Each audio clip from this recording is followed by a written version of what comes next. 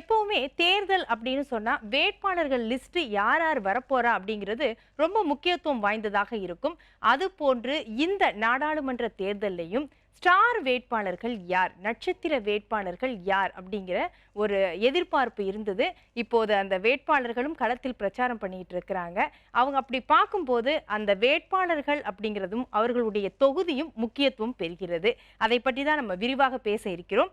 விருந்தினர்களாக பாஜகவின் செய்தி தொடர்பாளர் பேராசிரியர் திரு ஆசீர்வாதம் ஆச்சாரி அவர்களும் அரசியல் விமர்சகர் திரு கலை அவர்களும் இணைந்திருக்கிறார்கள். வணக்கம். தென் சென்னையில இருக்கக்கூடிய இந்த தேர்தல் அப்படின்னு பார்க்குறோம்னா 4 முனை போட்டி இருக்கு. திமுக, அதிமுக, பாஜக, நாம் தமிழர் கட்சி. அப்ப ஆக இந்த 4 வேட்பாளர்களும் யார் யார் தென் சென்னை தொகுதியில அப்படிங்கிறத நம்ம பார்க்கலாம். திமுக தரப்புல தமிழச்சி தங்கபாண்டியன் அவர்கள், அதிமுக தரப்புல எஸ் ஜெயவர்தன் அவர்கள், பாஜக தரப்புல தமிழிசை சவுந்தரராஜன் அவர்கள், நாம் தமிழர் கட்சி சார்பில் தமிழ்ச்செல்வி அவர்கள் களத்தில் இருக்கிறாங்க. திமுகல தமிழச்சி தங்கபாண்டியன் ஏற்கனவே 2019 எம்பியாக அவர் தேர்ந்தெடுக்கப்பட்டவர். அவர் திமுக தரப்பில். தமிழச்சி தங்கபாண்டியன் ஒரு எழுத்தாளராகவும் அரசியல்வாதியாகவும் இருக்கிறார். இவருடைய சகோதரர் தான் தங்கம் தென்னரசு அமைச்சர் அவர்கள். அதிமுகல ஜெயவர்தன் முன்னாள் அதிமுக அமைச்சர் ஜெயக்குமார் அவர்களுடைய மகன். ஏற்கனவே இவர் எம்பியாக இருந்தவர் தான். அடுத்தது தமிழிசை சவுந்தரராஜன். அறிமுகம் தேவையில்லை அப்படின்னு நான் நினைக்கிறேன். ஆளுநர் டு அக்கால் அப்படின்னு சொல்லி தான் அவர் இன்னைக்கு களத்துல பிரச்சாரமே பண்ணிக்கிட்டு இருக்கிறாங்க. ஒரு சாதாரண தொண்டனாக மறுபடியும் நான் பாஜகவுக்கு வந்துட்டேன், மக்கள் பணி செய்ய ஆசையாக நான் வந்திருக்கிறேன் அப்படிங்கிற ஒரு கோரிக்கையோடு அவங்க களத்துல இருக்கிறாங்க. அடுத்து நாம் தமிழர் கட்சியில தமிழ்ச்செல்வி அவர்கள் களத்துல இறங்கி இருக்கிறாங்க. இதை பற்றி நம்ம முதல்ல கலை அவர்களிடம் பேசலாம். தென் சென்னை தொகுதி எப்படிப்பட்ட ஒரு களமாக இருக்கிறது சார்? பொதுவாக அங்கே திமுகவுக்கு ஒரு ஆதரவான தொகுதியாக தொடர்ந்து இருந்து வந்திருக்கிறது. ஆனால் நீங்கள் கடந்த தேர்தலில் திமுக 2019 மிகப்பெரிய வெற்றியை அங்கே கிடைச்சிருக்குது. உதாரணமாக 50% மேலே வாங்கியிருக்கிறாங்க.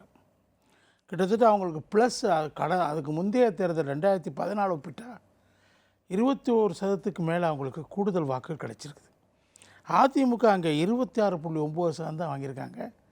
அவங்க ஏற்கனவே வாங்கின கடந்த தேர்தல் வாக்குகளை ஒப்பிட்டு பார்க்கும்போது அவங்களுக்கு 14% சரிவு ஏற்பட்டிருக்கு.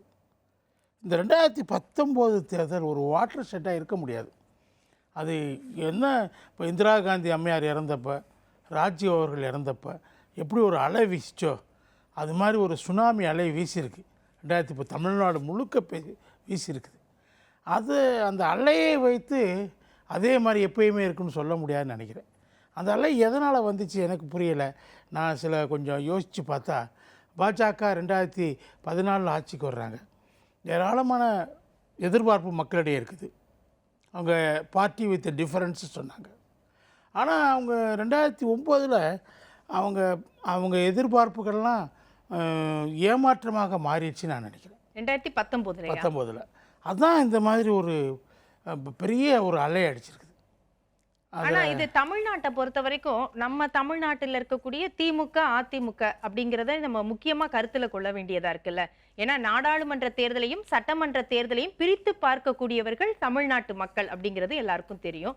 இருந்தாலும் அன்றைய காலகட்டத்தில் ஜெயலலிதா அவர்கள் மறைவிற்கு பிறகு, இபிஎஸ் அவர்கள் பொறுப்பேற்ற பிறகு இந்த தேர்தல் அப்படின்னு பார்க்கும்போது இது நேரடியா பாஜகவுக்கான சரிவு அப்படின்னு நம்ம சொல்லிட முடியுமா, அல்லது அதிமுகவுடைய அந்த பங்கேற்பு அப்படிங்கிறது அவங்களுடைய பிளஸ் குறைவாக இருந்ததுன்னு நம்ம சொல்ல முடியும்? இல்லை, அந்த அதிமுகவினுடைய வாக்கு வங்கி பெருசாக அதில் குறைந்ததுக்கு காரணம் பாஜகவுக்கு எதிராக இருந்த வாக்கு தான்.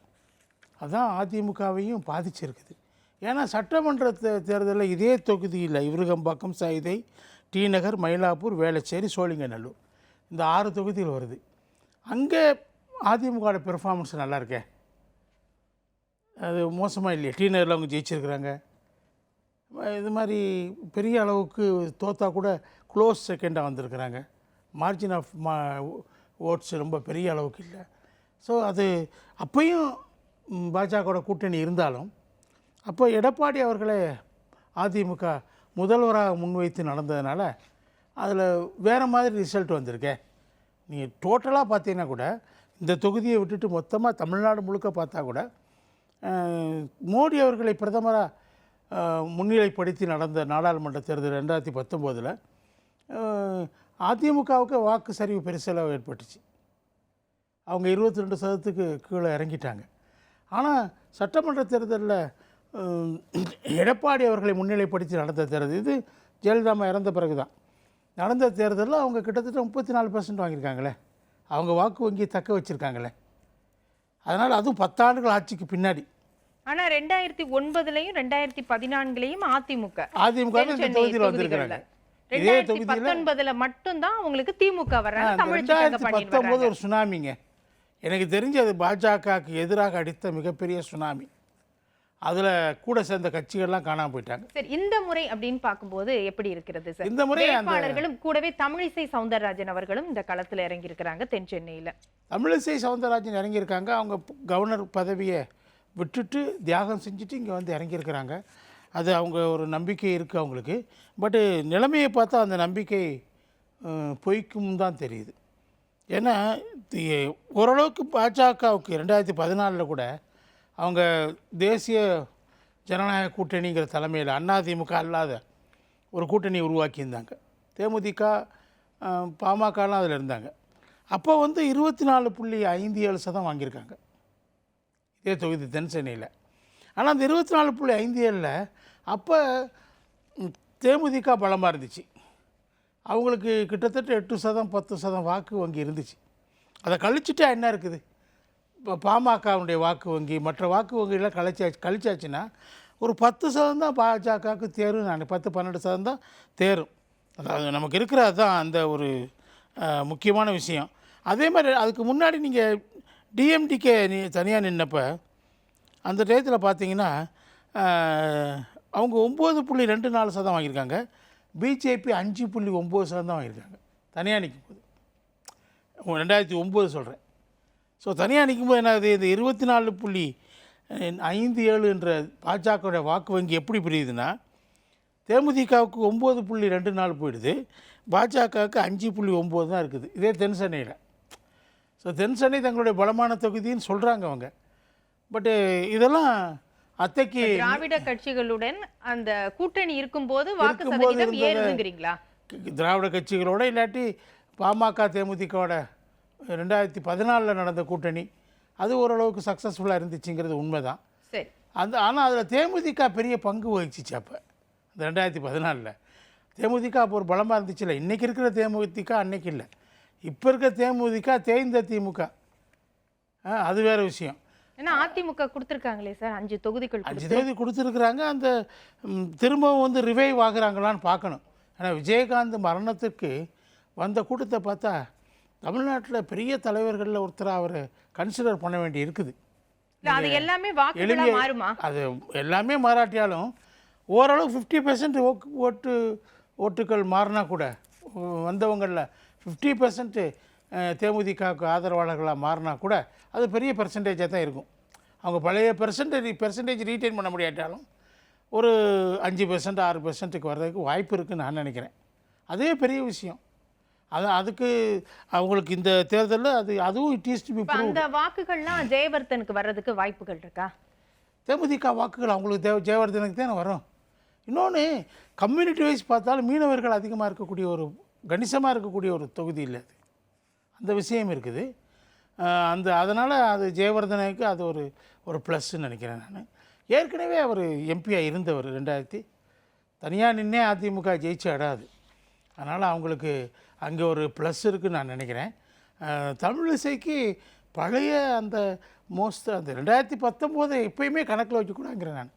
1991 தமிழ்நாடு தேர்தலில் ராஜீவ் இறந்த பிறகு நடந்த தேர்தலில் திமுக வெறும் 20% கூட வாங்க முடியல. அதை வச்சு திமுக பலத்தை எப்பயுமே நீங்கள் ஒரேடியாக கணிக்கக்கூடாது. இது பாஜகவுக்கு எதிராக அடித்த அலை, சுனாமி பேரலை. அதில் ரொம்ப பேர் காணாமல் போயிட்டாங்க. இப்போ பாஜக கெயின் ஆயிருக்குன்னு சொல்கிறாங்க. அது அத்தைக்கு மீசை முளைச்சா சித்தப்பாங்கிற கதை தான். இல்லை அப்படி எப்படி சார்? இப்போ திராவிட கட்சி திமுகவுடைய அதிருப்தி அப்படிங்கிறதும் ஒரு பக்கம் இருக்கு. இன்னொரு பக்கம் அதிமுகவிலையும் வந்து பெரிதாக உட்கட்சி பூசல்லாம் இருந்தது அப்படிங்கிற ஒரு பிம்பமும் இருக்கதானே செய்யுது. இப்ப அது கூட்டணி பிம்பம் தான். அப்படின்னு பார்க்கும்போதும் பாஜகவுல அதிமுகல இருந்த கட்சிகள் அப்படியே பாஜக பக்கமும் போயிருக்க. தேமுதிக மட்டும்தான் இப்ப இருக்காங்க. பாமக பாஜக பக்கம் போயிருக்காங்க. அப்ப அதெல்லாம் உங்களுக்கு வந்து பலம் தானே? பாமக போனதுக்கு எதிர்வினை ஆற்றி இருக்கிறாங்க பாமக தொண்டர்களும் கட்சி நிர்வாகிகளும். அது நமக்கு கணக்குல தலைமை எடுத்துக்க முடியாது விலைக்கு சார். போயிடுச்சு அதுவும் சொல்லி உள்ள இருக்கக்கூடிய அங்கே பிரச்சனைகள். அங்கே ஒரு எதிர்வினை ஆற்றி அவங்களாம் நாங்கள் அதிமுகவுக்கு வாக்களிப்போம் சொல்கிறப்ப பாமகனுடைய வாக்குகள் பாஜகவுக்கு போகுமாங்கிறது கேள்விக்குறியாக வந்திருக்குது இந்த தேர்தலில். இன்னொன்று மற்றவங்க போனவங்களாம் சாதாரண கட்சிகள் தான். இந்த கூட்டணியில் இருந்ததில் பெரிய கட்சிகள், முதல் பெரிய கட்சியாக தேமுதிக இருந்துச்சு, ரெண்டாவது பெரிய கட்சியாக பாமக இருந்துச்சு. ரெண்டு பேருடைய வாக்கு வங்கியிலும் சரிந்திருக்கிறது. எந்த அளவுக்கு சரிந்திருக்கிறது என்பது தேர்தல் தான் பார்க்கணும். சரி, தமிழச்சி தங்கப்பாண்டி இன்னொரு அவர்கள் முக்கியமான ஒரு விஷயத்தை மட்டும் சொல்லிடுறேன். இது வந்து மிடில் கிளாஸ் அதிகமாக இருக்கக்கூடிய தொகுதி டென்ஷன் என்பது. பாஜகவுக்கும் திமுகவுக்கும் மிடில் கிளாஸ் வாக்காளர்கள் அதிகம். அதனால் அவங்க மிடில் கிளாஸ் வாக்காளர்கள் ரெண்டு பேரும் பங்கு போடுவது என்பது எப்பயுமே அதிமுகவுக்கு பெரிய சாதகமாக அமையும். நிச்சயமாக நான் நினைக்கிறேன். அது ஒரு பெரிய முக்கியமான பாயிண்ட்டு. ஏன்னா நீங்கள் இந்த பாஜக மூணாவது அணியை அமைச்சு போராடின கட்டத்திலெல்லாம் அதே மாதிரி இந்த மக்கள் நல கூட்டணி வந்தப்பெல்லாம் அது மூணாவது கூட்டணி எப்பப்போ வந்துச்சோ அது ஓரளவு கணிசமாக வாக்குகளை வாங்கிச்சோ அப்போல்லாம் அது அதிமுக சாதகமாக தான் இருந்திருக்கு. சரி, தமிழச்சி தங்கப்பாண்டியன் அவர்களுடைய வாய்ப்பு எப்படி இருக்கு? வெற்றி வாய்ப்பு இப்ப வந்து ஆளும் கட்சியாக வேற இருக்கிறாங்க திமுக. அப்படி இருக்கும்போது ஆளும் கட்சிங்கும் போதே நாடாளுமன்ற தேர்தல் அந்த அலை அப்படியே வருமா? இல்லை, இப்போ உங்களுக்கு திமுக மேலே கடுமையான அதிருப்தி இருக்குது. பல செக்ஷன்ஸ் அவங்கள விட்டு வெளியே போயிட்டாங்க. 2019 அவங்க கூட இருந்த செக்ஷன்ஸு ஆசிரியர்கள், அரசு ஊழியர்கள், எம்எஸ்எம்இ இண்டஸ்ட்ரீஸில் இருக்கக்கூடிய சிறு குறு நடுத்தர தொழிலில் இருக்கக்கூடிய அந்த ஓனர்ஸு ப்ளஸ் அங்கே ஒர்க்கர்ஸு அவங்க 1 கோடி பேர் அவங்க இவங்களுக்கு அந்நியமாக இருக்கிறாங்க. விவசாயிகள் அந்நியமாக இருக்கும். வேளாண் மண்டலத்தில் இருக்கக்கூடிய விவசாயிகள், குறுவை விவசாயிகள், சாகுபடி விவசாயிகள் இவங்க மேலே ரொம்ப கடுமையான அதிருப்தியில் இருக்கிறாங்க. அது அந்த மாதிரி பல செக்ஷன்ஸ் இவங்ககிட்டேருந்து, அதாவது ஜென்ரலாக மக்கள் வந்து இவங்க மேலே அதிருப்தி அடைஞ்சது ஒரு பக்கம். இவங்க விலைவாசி உயர்வு, கட்டண உயர்வுகள், மின் கட்டணமெல்லாம் கடுமையான பாதிப்புகள் மக்களுக்கு இருக்குது. அதெல்லாம் பார்க்கும்போது இவங்க 1000 ரூபா கொடுத்தது இவங்களுக்கு அது பலனளிக்காதுன்னு எனக்கு தோணுது. அதுலேயும் குளறுபடிகள் ரொம்ப பண்ணிட்டாங்க. 1000 ரூபா கொடுத்ததில் என்ன பண்ணாங்கன்னா, எல்லாருக்கும் தர்றேன்னு சொல்லிட்டு பாதி பேர் கொடுத்தாங்க. அந்த பாதி பேர்லேயும் தகுதியை நிர்ணயம் பண்ணாங்க. அந்த தகுதிகளுக்கு 2 தகுதிகளுக்கான சான்றிதழ்களே கேட்கல. அப்படி தகுதியை எப்படி இவங்க பார்த்தாங்க, கணக்கிட்டாங்கங்கிறது கேள்விக்குறியாக இருக்குது.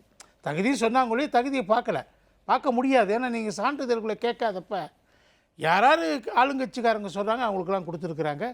தகுதி உள்ளவர்கள் பல பேருக்கு தரலேங்கிற கோபம் ரொம்ப இப்போ ஒரு பகுதி மக்கள்கிட்ட இருக்குது. அதெல்லாம் இட் வில் வெய் எகெயின்ஸ்ட். ஏன்னா பெண் வாக்காளர்கள் 10,13,772 பேர் இருக்காங்க. ஆண் வாக்காளர்கள் 9,93,590 பெண் வாக்காளர்கள் தான் அதிகம். அப்ப அந்த பெண் வாக்காளர் மகளிர்களுடைய அதிருப்தி அப்படிங்கிறது திமுகவுக்கு எதிராக இருக்கும் நீங்க சொல்றீங்க. பொறுத்தவரை ஒன்று சொல்றாங்க, நீங்க அவங்களுக்கு சலுகைகள் கொடுக்கறதுனால மட்டுமே அவங்கள வெல்ல முடியாது. உத்தரப்பிரதேசம் மிகச்சிறந்த உதாரணம். பெண் வாக்காளர்கள் என்ன பார்க்குறாங்கன்னா, சமூக பாதுகாப்பு இருக்கான்னு பார்க்குறாங்க. அவங்களுக்கு போதை பழக்கம் அவங்களுக்கு கடுமையாக எதிர்க்கிறாங்க. இது போதைப்பொருள் நடமாட்டம் இப்போ அதிகமாக இருக்குது. அதனுடைய கிங் பின்னோட இவங்களுக்கு தொடர்பு இருக்குங்கிற மாதிரி எஸ்டாப்ளிஷ் ஆகுது. முழுமையாக ஆகாட்டியாலும் அதுக்கான பல விஷயங்கள் தரவுகள் வந்துட்டுருக்குது. இன்னொன்று மதுவிலக்கு கொள்கையில் இவங்க முரண்பட்டுட்டாங்க. பேசுனது ஒன்று, எதிர்கட்சியாக இருந்தப்போ இப்போ வந்த பிறகு செய்கிறது ஒன்று. மது ஆலைகளை பூரா இவங்க தான் நடத்துகிறாங்க. இந்த மாதிரியான பல பிரச்சனைகளை பெண்கள் பெண்களுக்கு பாலியல் அச்சுறுத்தல் அதிகமாகி இருக்கிறது, கொலைகள் அதிகமாக இருக்குது. இதுக்கெல்லாம் காரணமாக இந்த போதைப் பொருட்கள் ஒரு தூண்டுகோலாக அமைந்திருக்கிறது என்று போன்ற கருத்துக்கள். சமூக பாதுகாப்பு ஒன்று தான் யூபியில் லாஸ்ட் எலெக்ஷன் நம்ம பார்த்தோம். பெரும்பான்மையான பெண்களை, இஸ்லாமிய பெண்களை கூட பாஜக பக்கம் திருப்பி இருக்குது. சரி சரி, அதுவும் கணக்கில் எடுத்துக்கொள்ளப்படுகிறது தான். ஆக தென் சென்னையில் நீங்கள் அதிமுகவுக்கு களம் சாதகமாக இருக்கு அப்படிங்கிற ஒரு பதில் சொல்லியிருக்கிறீங்க. ஆசீர்வாதம் ஆச்சாரி அவர்களிடம் தமிழிசை சவுந்தரராஜன் அவர்கள் பாஜகவுடைய வேட்பாளராக களம் இறங்கியிருக்கிறார். ஆக தென் சென்னை அப்படிங்கிறது பாஜக மிகவும் நம்பக்கூடிய தொகுதிகள்ல ஒன்றாக இருக்கிறது. இதுல வெற்றி வாய்ப்பு யாருக்கு சாதகமாக இருக்கும்? குறிப்பாக தமிழிசை சவுந்தரராஜன் அவர்களை பத்தி தமிழ்நாடு மட்டுமல்ல நாடே தெரியும். அவர்கள் கவர்னராக இருந்து, அதுவும் குறிப்பாக தெலுங்கானாவில் அவர் ஆளுநராக இருந்து, அதே சமயம் அவருக்கு கூடுதலாக புதுச்சேரியும் துணைநிலை ஆளுநராக ஒதுக்கப்பட்ட சூழ்நிலையில் அவர் ஒரு பக்கம் அவர் ஆளுநராக இருந்தாலும் அவர் ஒரு பாப்புலர் கவர்னராக இருந்தார். அதாவது ஈவன் நீங்க இதுல அவருக்கு தெலுங்கானால இருக்கும்போது கூட அடிக்கடி சொல்லுவாங்க, அங்க அந்த அப்ப இருந்த அந்த முதலமைச்சர் அவங்கள சரியான முறையில் அவங்க ட்ரீட் பண்ணாத பட்சத்துல கூட அவங்க மக்களோடு தொடர்புல இருந்தாங்க. ட்ரெயின்ல டிராவல் பண்ணி மக்கள்கிட்ட போய் குறைகளை கேட்டு அதிகாரிகளோடு ஆய்வு கூட்டம் நடத்தி இதெல்லாம் அந்த முதலமைச்சருக்கு பிடிக்காமல் இருந்த பட்சத்தில் கூட அந்த கவர்னர் என்பவர் ஜஸ்ட் ராஜ்பவனில் உட்கார்ந்து அமர்ந்து கொண்டு அங்கு தன்னுடைய இறுதி கால, அதாவது ரிட்டையர்மெண்ட் லைஃபை என்ஜாய் பண்ணக்கூடியவர் அல்ல. அவர் மக்களுடைய ஆளுநர் அப்படின்றத அவங்க ப்ரூவ் பண்ணாங்க. அதே நிலைமைதான் பாண்டிச்சேரியிலும் நம்ம பார்த்தோம். அதை விட்டு அதாவது ஒரு ஆளுநர் பதவியை ராஜினாமா செய்துவிட்டு மக்களுக்கு நேரடியாக பணிபுரிய அவர் ஆசைப்பட்டு திரும்பி கட்சியில் உறுப்பினரானார். அவருடைய கடந்த கால அரசியல் வாழ்க்கை, அவருடைய அர்ப்பணிப்பு, அதையெல்லாம் கவனத்தில் கொண்டு கட்சி அவரை மீண்டும் அவருக்கு ஒரு பொன்னான ஒரு வாய்ப்பை கொடுத்துள்ளது. அவங்க சொல்றாங்க இல்லைங்களா, தமிழச்சி தங்கபாண்டியன் வெர்சஸ் தமிழிசை சவுந்தரராஜன் அப்படின்னு நம்ம யாரு போன தடவை வின் பண்ணாங்களோ அவங்களோட தான் மற்றவங்களை கம்பேர் பண்ணுவோம். நார்மலாக ஜெயவர்தன் அவருடைய அடையாளம் என்ன அப்படின்னா, ஜெயக்குமார் அவர்களுடைய புதுலன்ற அந்த ஒரே ஒரு அடையாளத்தை வைத்துத்தான் அவர் அரசியல் பண்ணார். அதுக்கும் நீங்க பாத்தீங்கன்னா தமிழச்சி தங்கபாண்டியன் அவர்களுக்கும் ஜெயவர்தனுக்கும் 2019 தேர்தலில் பாத்தீங்கன்னா கிட்டத்தட்ட 2 லட்சத்துக்கும் அதிகமாக 2.5 லட்சம் ஓட்டு வித்தியாசத்தில் அவர் தோல்வியடைந்தார். அதே மாதிரி பாத்தீங்கன்னா 2014 எலெக்ஷன் நீங்க நோக்கி பாத்தீங்கன்னா பிஜேபி சார்பாக இலகணேசன் அவர்கள் போட்டியிட்டார். 2,58,000 ஓட்டுகள் வாங்கினார். அவர் கலைசார் சொன்னாரு அந்த ஓட்டுகள் அனைத்து பாமக சைட்ல இருந்து வந்தது, அதே மாதிரி தேமுதிக சைட்ல இருந்து வந்தது அப்படின்னு. இன்னைக்கு பாமக தேமுதிக தான் சொன்ன, தேய்ந்த திமுகன்னு நீங்க அந்த வார்த்தையை பயன்படுத்தினீங்க. தேமுதிக மற்றும் பாமகவிலிருந்து வந்தது, பாஜகவுக்கு ஓட்டு அங்க மிகவும் குறைவு, கிட்டத்தட்ட 5% அப்படின்னு சொன்னாங்க. நான் அதை உடன்படவில்லை. ஏனென்றால் இந்த தொகுதிகள் தெற்கு சென்னையில் உள்ள அந்த விருகம்பாக்கம், சைதாப்பேட்டை, டி நகர், மயிலாப்பூர், வேளச்சாரி, சோழிங்கநல்லூர் எல்லாத்திலும் எங்களுக்கு கணிசமான வாக்கு வங்கி உள்ளது. இரண்டாவது, இந்த தொகுதிகள் அனைத்துமே படிப்பறிவு உள்ள தொகுதி. இது எதுவுமே ரூரல் ஏரியாஸ் கிடையாது. இங்க உள்ளவங்க எல்லாமே minimum graduate, at least worst come worst situation 12ஆம் கிளாஸ் படிச்சிருந்த உள்ளவங்க இந்த தொகுதியில் இருக்காங்க. அவங்களுக்கு பிரதமர் நரேந்திர மோடி அவர்கள் பாதுகாப்பான ஒரு தேசத்தை கொடுக்கக்கூடியவர், வளர்ச்சி திட்டங்களை கொடுக்கக்கூடியவர்கள், விவசாயிகள், ஏழைகள், இளைஞர்கள், மகளிருக்காக தன்னுடைய அரசின் திட்டங்கள் அனைத்தும் கொண்டு போய் சேர்க்க வேண்டும் என்று அவர் ஆசைப்படுபவர்கள். அதே மாதிரி அவர் சேர்த்தார் கடந்த 10 வருடங்களாக. இது அந்த வளர்ச்சி திட்டங்கள், ஈவன் நாங்க அடிக்கடி சொல்றது 10 லட்சம் கோடி ரூபாய்க்கான திட்டங்களை இந்த 10 வருடங்களாக நாங்கள் தமிழ்நாட்டுக்கு மட்டுமே கொடுத்துள்ளோம். அதையெல்லாம் இந்த படித்த இளைஞர்கள், படித்த வாக்காளர்கள் கண்டிப்பாக உணர்வார்கள். தமிழிசை சவுந்தரராஜன் அவர்களுடைய சொந்த செல்வாக்கு, கட்சியின் செல்வாக்கு, மோடி அவர்களுடைய அந்த வளர்ச்சி திட்டங்கள் கொண்டு போய் சேர்க்கக்கூடிய அந்த வளர்ச்சி அடைந்த பாரதத்தை நோக்கி 2047 கொண்டு சேர்க்க வேண்டும் என்ற அந்த திட்டம், இது எல்லாத்தையும் சேர்த்து பாத்தீங்கன்னா இது எங்களுக்கு களம் மிகவும் சாதகமாக உள்ளது. தமிழிசை சவுந்தரராஜன் அவர்கள் கண்டிப்பாக வெற்றி அடைவார்கள். ஆனா இதுல இன்னொரு பாயிண்ட் அவர் கலைசார் சொல்ல மறந்துட்டாருன்னு நினைக்கிறேன். இந்த புயல், அந்த வெள்ளம், பெருமழை ஒரு 3 மாதங்களுக்கு முன்பு இருக்கும் பொழுது தமிழிசை சவுந்தரராஜன் மற்றும் எங்களுடைய கட்சியினர் வந்து அங்க போய் களத்துல இறங்கி மக்களுக்கு வந்து நிவாரண உதவிகள் செய்தார்கள்.